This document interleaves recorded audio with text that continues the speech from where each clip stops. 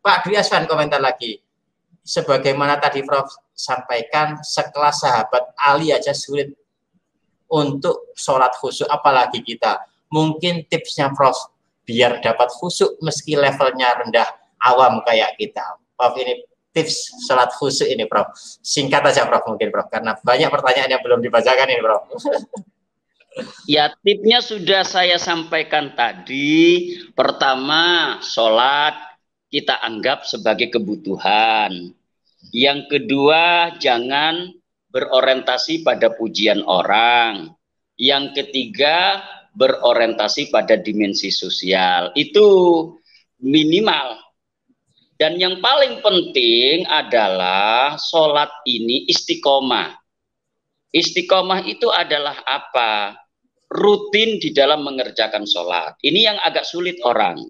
Ya. Misalkan, kalau kita ini jam 3 malam itu bangun, kalau kemudian kita rutin, insya Allah step by step itu akan khusyuk.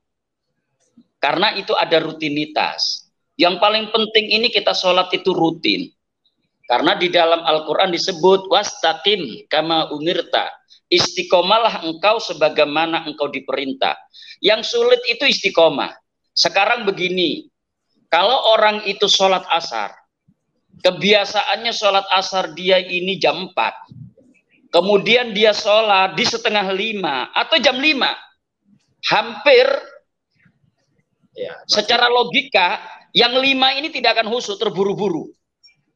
Nah, berbeda dengan kebiasaan ketika kita sholat jam 4, itu akan dimensi ketenangan jiwa berbeda. Makanya istiqomah ini adalah penting. Sama juga dengan sholat maghrib. Biasanya azan langsung sholat.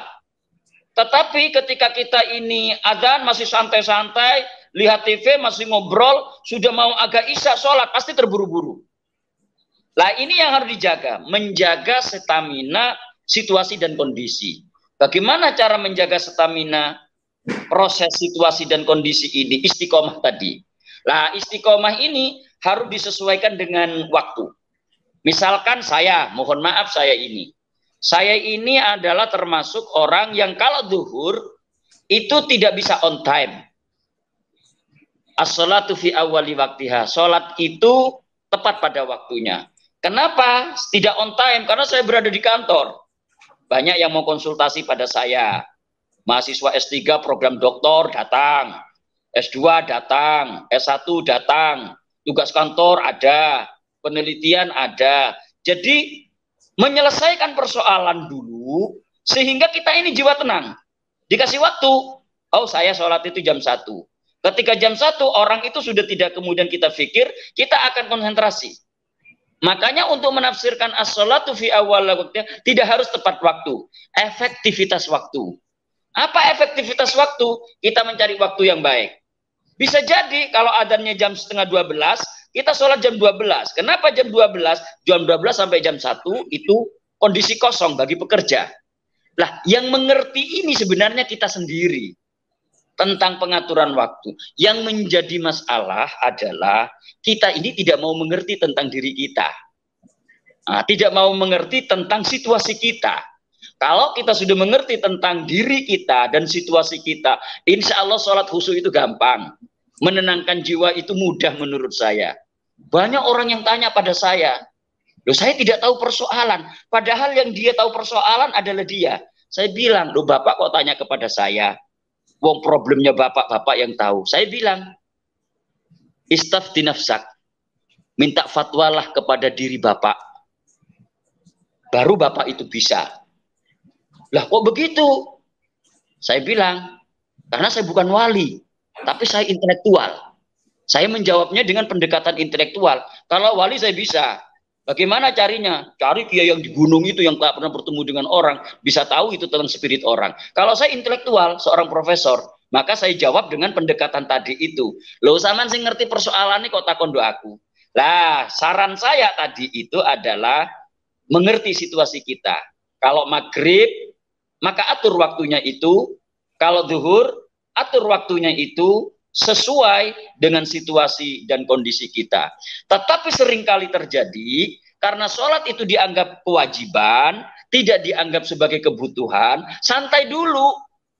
Masih ada kok kurang 10 menit kok waktu asarnya. Ntar dulu lah. 10 sholat kan 5 menit kan selesai. Yang penting kan sudah putus kewajiban. Lah yang seperti ini tidak akan khusyuk. Kurang 10 menit langsung Allahu Akbar. Pasti cepat ini. Nah, saran saya adalah mari mengatur tentang waktu kita. Karena seringkali disebut al-waktu kasayif. Waktu itu seperti pedang. Atau yang bahasa barat mengatakan time is money. Waktu itu adalah uang, dalam artinya harus produktif untuk menangkap dimensi-dimensi waktu itu sendiri. Tapi yang paling penting adalah untuk penanya tadi itu ada proses pelatihan, Pak. Ada proses pelatihan. Biasanya ini yang selalu mengadakan pelatihan itu Prof. Ali Aziz. Ada namanya sholat bahagia, itu dan lain sebagainya. Ya kalau mau ikut ya monggo. Nah, tapi kalau saya tidak pernah mengadakan proses pelatihan secara kolektif, ya personal lah. Nah, kalau Prof. Ali Aziz kan ada pelatihannya. Ya apa caranya sih sholat khusyuk ini? Ono latihan nih.